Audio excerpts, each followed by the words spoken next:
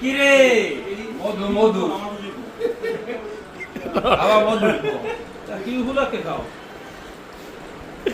কই মদদি রসমালাই বেড়া আমরা ফুলাকে রসমালাই খাইতেছি ওমান এন্টারপ্রাইজ কি? আমার রসমালাই আমার তো ধন্যবাদ। শেষ। মিষ্টি মামা। দিয়ে খাওয়ানোর জন্য তুমি বলবো আমাকে খাইতে পারো না? একটা মিষ্টি খেয়ে বেশি তো না তোমার দাওয়াতটা দিয়েছে আমার সাথে কথা বলো। আরেক মামা দাও দেছে হ্যাঁ?